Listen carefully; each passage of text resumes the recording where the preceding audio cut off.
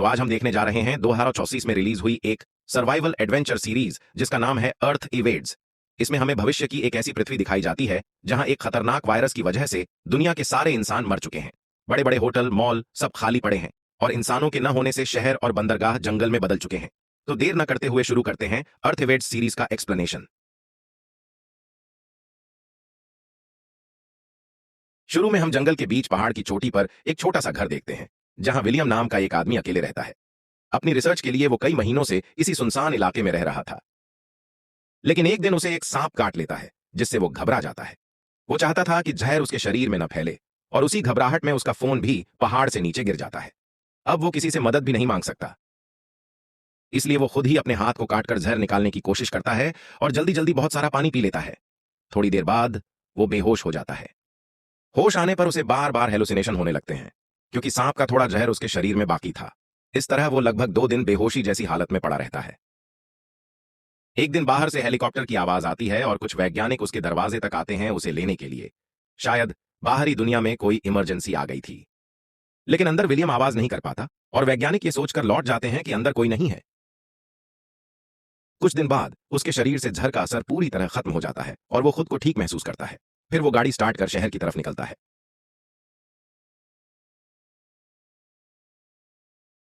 लेकिन शहर पहुंचकर वो पूरी तरह हैरान रह जाता है। पूरा शहर बदल चुका था। किसी भी सड़क पर एक भी जिंदा इंसान नहीं था। हर जगह चीजें बिखरी हुई थीं, जैसे किसी बड़े हादसे के बाद होता है। सबसे डरावनी बात यह थी कि सड़कों पर हजारों गाड़ियां खड़ी थीं और उन गाड़ियों में बैठे सारे लोग मरे हुए थे।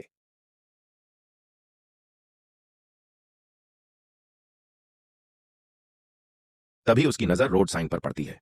असल में कुछ दिनों पहले पूरी दुनिया में एक भयानक वायरस फैल गया था जो इतनी तेजी से फैलता था कि इंसानों के पास बचने का कोई तरीका नहीं बचा। इस वायरस ने धरती के लगभग हर इंसान की जान ले ली।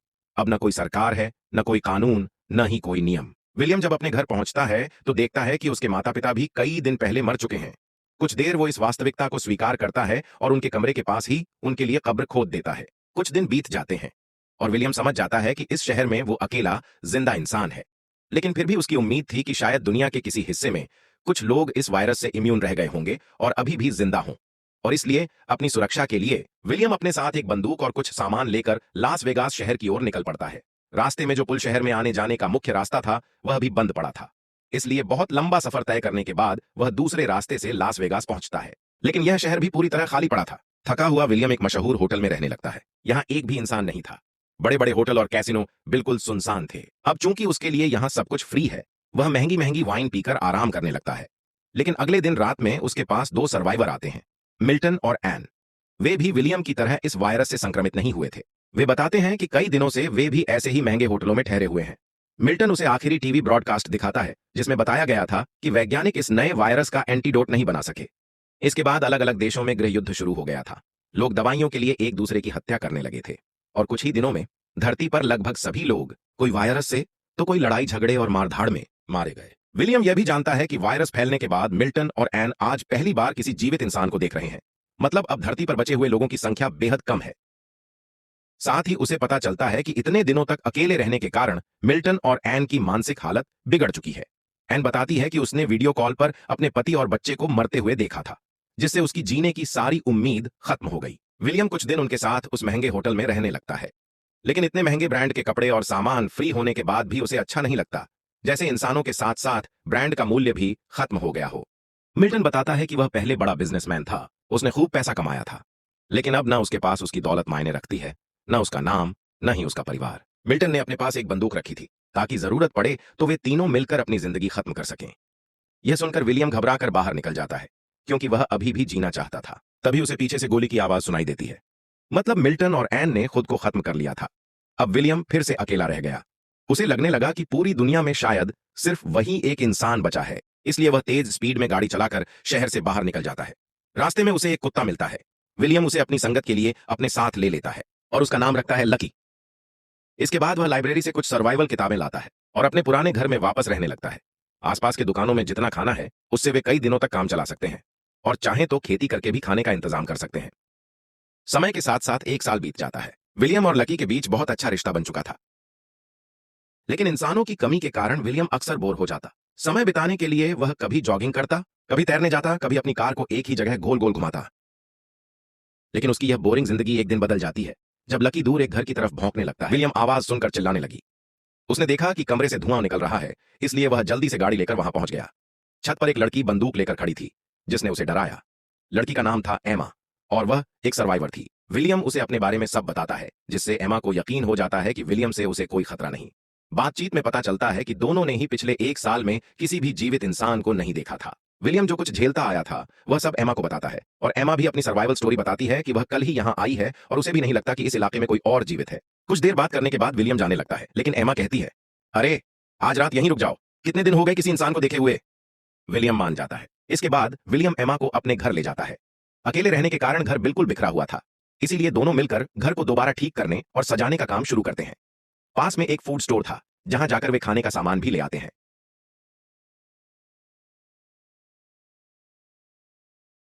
एक दूसरे से मिलने के बाद उनके भीतर फिर से जीने की उम्मीद जाग उठती है।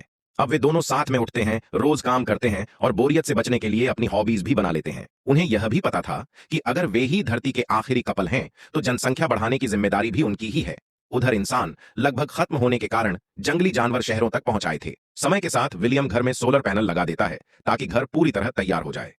कुछ ही दिनों में एमा प्रेग्नेंट भी हो जाती है। वह बहुत खुश थी, लेकिन विलियम चिंतित था।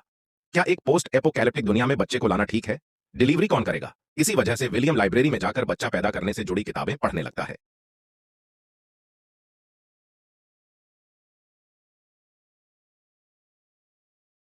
समय बीतने के साथ उनका घर हर तरह से सुरक्षित हो जाता है। सोलर पैनल था, इसलिए वे अब फ्रिज में खाना स्टोर कर पाते हैं। वे कई मुर्गियाओं और कुछ गायें भी पाल लेते हैं, जिससे उन्हें अंडे और दूध मिलता रहता है। घर के पास एक बड़ा हरा भरा बगीचा था। इंसानों के खत्म हो जाने के बाद हवा और माहौल पहले से भी ज्यादा साफ हो गया था, लेकिन समय के साथ एक बड़ी समस्या खड़ी हो जाती है। उनके इलाके में चूहों की संख्या बहुत बढ़ने लगती है और अब वे घर तक आने लगे थे। वे घर के पास जमा कचरे को जलाने लगते हैं ताकि चूहे पास ना आए, लेकिन जब यह तरीका काम नहीं आता तो वे पूरे घर को सील कर देते हैं। रात में एमा कहती है कि वे जल्द ही चूहों का कोई समाधान निकाल लेंगे और अभी वह अपने बच्चे को लेकर खुश है। कुछ हफ्तों बाद विलियम दूर दराज से कुछ बिल्लियां उठाकर लाता है, जिससे शहर में चूहों की संख्या कम होने लगती है। और आखिरकार वह दिन आता है जब एमा की डिलीवरी होनी है। दोनों ने इस दिन के लिए बहुत तैयारी कर रखी थी। विलियम की मदद से आखिरकार उन्हें एक स्वस्थ बेबी गर्ल मिलती है। इसके बाद वे शहर में जाकर अपना एड्रेस पेंट कर देते हैं, ताकि अगर कोई और जिंदा इंसान इस शहर में आए तो उस एड्रेस को देखकर विलियम के घर पहुंच सके। समय बीतते बीतते 6 साल गुजर जाते हैं। एक दिन विलियम गाड़ी से घर लौट रहा था, तभी रास्ते में उसकी गाड़ी का एक बाघ से एक्सीडेंट हो जाता है। विलियम जब बाघ को ठीक से देखने लगा, तभी अचानक उसे एक छोटी लड़की दिखाई देती है, जो विलियम को देखकर डर जाती है और भागने लगती है। विलियम उसे पकड़ लेता है और कहता है कि वह उसके घर चले, लेकिन लड़की बहुत ज्यादा डरी हुई थी, इसलिए जब विलियम उसे एक सेब देता है, तब जाकर उसे भरोसा होता है कि वह उसे नुकसान नहीं पहुंचाएगा। लड़की विलियम की गाड़ी में बैठकर उसके घर तक आ जाती है। वहां पता चलता है कि अब विलियम के 2 बच्चे हैं, पहली बड़ी बेटी हेथर और उसके 2 साल बाद जन्मा बेटा एलेक्स। साथ ही एमा अब तीसरी बार प्रेग्नेंट है।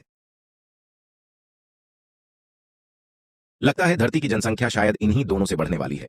खुशी की बात यह है कि शहर में दिए गए उनके एड्रेस की वजह से 2 और सर्वाइवर उनके पास पहुंचते हैं, लेकिन वह छोटी लड़की अब भी डरी हुई थी। वह ट्रक से नीचे नहीं उतरती और कोई भी उसे जबरदस्ती नहीं करता।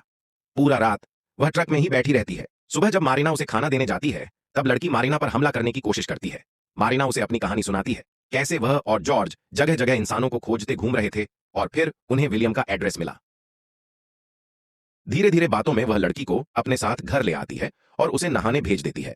फिर मारिना लड़की के बैग में से कुछ अजीब सी ड्राइंग्स निकालती है। साथ ही एक चिट्ठी मिलती है, जिसमें लिखा था कि लड़की का नाम इबी है। इस चिट्ठी में इबी की मां ने लिखा था कि अगर कोई इबी को पाए तो उसका ख्याल रखे, क्योंकि जब वायरस फैला था तब ईबी के पिता ने उसे शारीरिक रूप से प्रताड़ित किया था, जिसका गहरा असर उसके मन पर पड़ा है, इसलिए वह किसी को देखकर डर जाती है। एक दिन इब्बी की मां ने उसके पिता को मार दिया और इब्बी को कहा कि वह किसी सुरक्षित जगह भाग जाए। अब यह 5 लोग ईबी को अपनी टीम में शामिल कर लेते हैं। कुछ ही समय में एमा अपना तीसरा बच्चा जन्म देती है, जिसका नाम सैम रखा जाता है। अब उनका परिवार बड़ा हो रहा था। अगले 1 साल तक वे सब खुशी खुशी साथ रहते हैं, लेकिन एक दिन उन्हें किसी के आने का संकेत मिलता है। वह सभी बच्चों को कमरे में भेज देते हैं और बड़े लोग हथियार लेकर देखने जाते हैं कि कौन आ रहा है। तभी वे देखते हैं कि यह एक और सर्वाइवर ग्रुप है, जिसने शहर में एमा का पेंट किया हुआ एड्रेस देखकर यहां पहुंच गए। इस नए समूह में थे मॉली, जिन, एजरा और उनका बेटा राइफ। विलियम और उसकी टीम उन्हें अपने घर ले आते हैं। मॉली बताती है कि पिछले 8 सालों में उन्होंने सिर्फ 4 जीवित इंसानों को देखा है। उन लोगों का कोई स्थायी ठिकाना नहीं था, वे इधर उधर घूमते रहते थे। तो एमा कहती है कि अब यही उनका घर है, यहाँ किसी चीज की कमी नहीं है। वे सब मिलकर यहाँ एक नई समाज, न्यू सोसाइटी बना सकते हैं। इस नए समूह में मॉली एक डॉक्टर थी, यानी अगर कोई घायल हो जाए तो समूह में डॉक्टर का होना उनके लिए किसी वरदान से कम नहीं था। अगले दिन विलियम नए सदस्यों को नियम समझाने लगता है। वह बताता है कि अब शहर और जंगल में कोई बाउंड्री नहीं है, इसलिए जंगली जानवर अक्सर उनके आसपास घूमते रहते हैं। इसलिए जब भी वे शहर में सामान लेने जाएंगे, उन्हें हमेशा हथियार और किसी साथी को साथ लेकर जाना होगा। फिर सब शहर के आखिरी छोर तक सामान लेने जाते हैं। पास में ही अस्पताल था और मॉली डॉक्टर होने की वजह से वहां से कई दवाइयां ले लेती है। उसके बाद वे सारे जरूरी सामान लेकर घर लौट आते हैं। अब नए सदस्य जिन एक सिंगर था, इसलिए वह सबके लिए एक गाना गाता है। साथ ही वह एजरा के बच्चे की मां भी थी। दूसरी ओर जॉर्ज और मारिना कई वर्षों बाद एक दूसरे के करीब आते हैं। अगले महीनों में जिन और मारिना एक एक बेटी को जन्म देती है। धीरे धीरे 14 साल बीत जाते हैं और उनका परिवार बहुत बड़ा हो चुका था। आज वे अपनी बड़ी बेटी हैदर का जन्मदिन मना रहे थे। विलियम उनके समूह के सभी बच्चों को पढ़ाता था कि पुराने समय में इस धरती पर कितने लोग रहते थे, वे कैसे थे, क्या करते थे और भविष्य में उन्हें क्या करना चाहिए। एसबी किचू, विलियम, संतांदर, शेखातो। एक दिन वहां एक तूफान घूर्णिझड़ आता है। तब विलियम समझते पारे कि उनका डॉग लकी घर में नहीं है। वह तुरंत बाहर उसे ढूंढने दौड़ता है। तभी वह देखता है कि बेचारा लकी एक पेड़ के नीचे दबकर मर चुका है। यह देखकर विलियम और एमा बेहद दुखी हो जाते हैं, क्योंकि लकी विलियम के साथ तब से था जब उसने जीने की उम्मीद छोड़ दी थी। लकी एमा से भी पहले उसकी जिंदगी में आया था।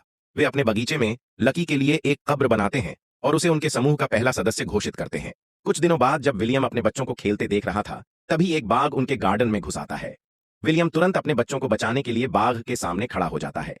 जब तक बाकी लोग पहुंचते, बाघ विलियम को बुरी तरह घायल कर देता और भाग जाता है। सब मिलकर विलियम को बचाने की कोशिश करते हैं। वह बहुत खून बहा देता है, लेकिन सौभाग्य से उनके पास डॉक्टर और दवाइयां होती हैं, इसलिए उसकी जान बच जाती है।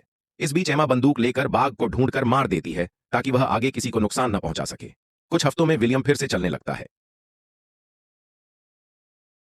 अब 17 साल बीत चुके थे और सभी बच्चे काफी बड़े हो गए थे। विलियम अपने बेटों एलेक्स और सैम को सरवाइव करने के सारे तरीके सिखा रहा था।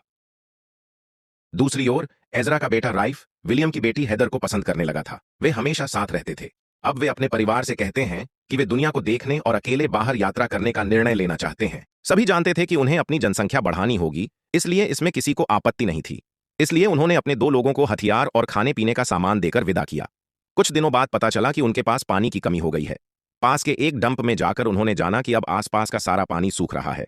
असल में अचानक लोगों के गायब होने के कारण मौसम की प्रक्रिया पूरी तरह बदल गई, जिसकी वजह से कई महीनों तक बारिश नहीं हुई। इसका मतलब है कि अब समूह के लिए बड़ा समस्या पानी की कमी बन गई है। तभी उन्होंने देखा कि उनकी तरफ एक गाड़ी आ रही है।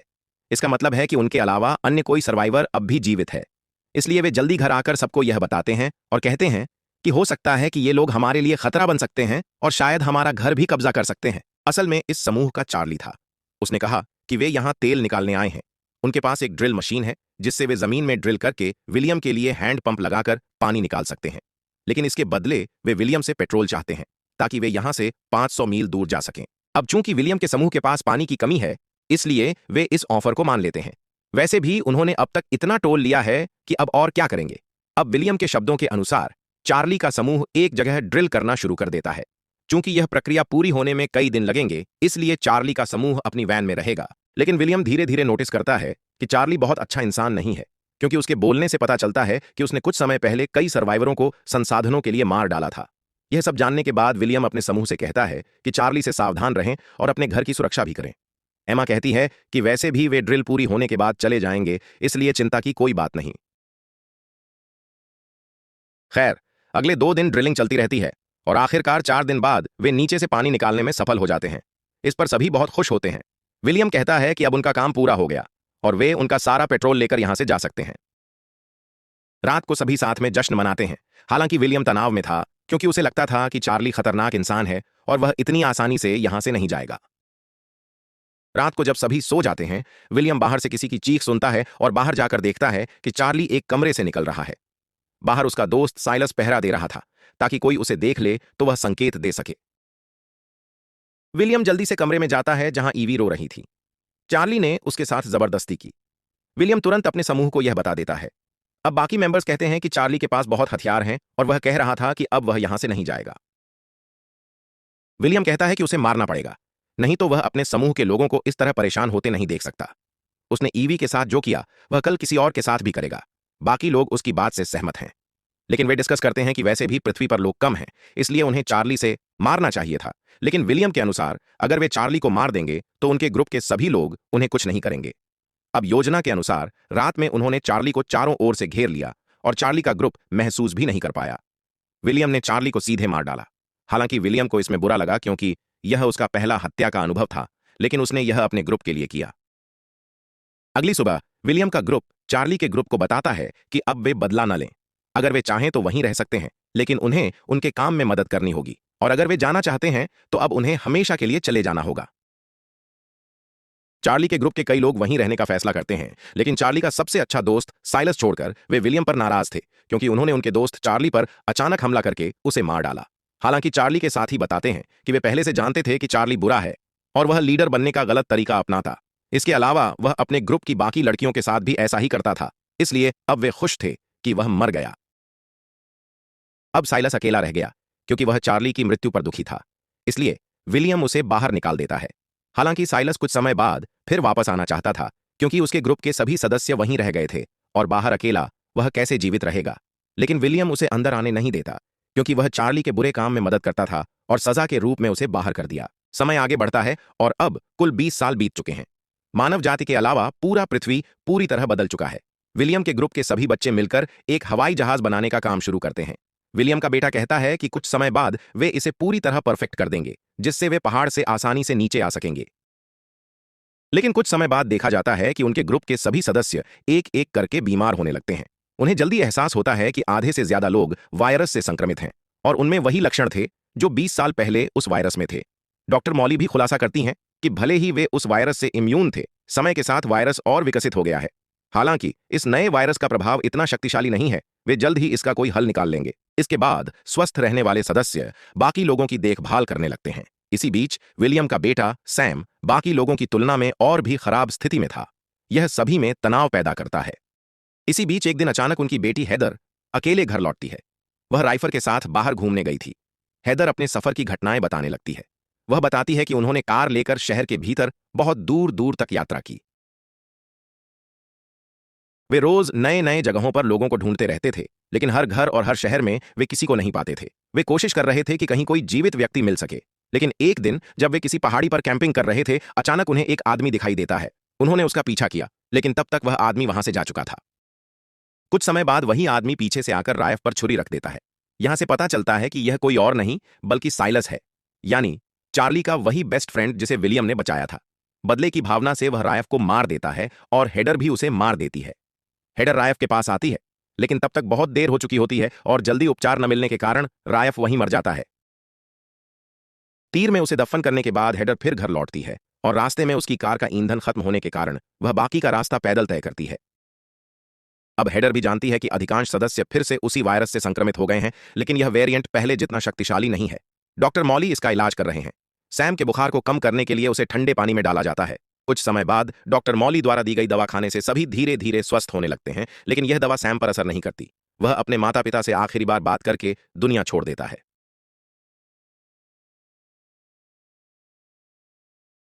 इस घटना के बाद विलियम बहुत टूट जाता है।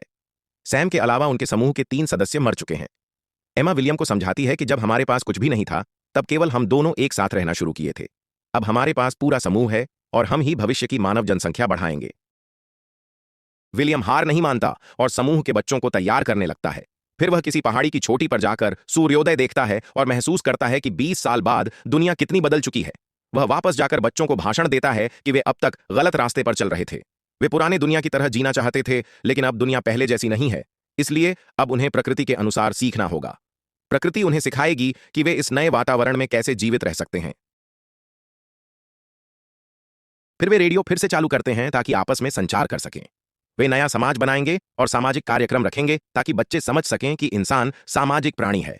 वे आसपास के शहरों को अपने हिसाब से फिर से रेनोवेट करते हैं। धीरे धीरे इस नई दुनिया को 50 साल हो जाते हैं। वृद्ध विलियम अपने पोते से कहता है कि यह नई मानव सभ्यता उनके वंशज हैं, जिन्हें अब आगे बढ़ाना है। और इसी हैप्पी एंडिंग के साथ यह सीरीज समाप्त होती है।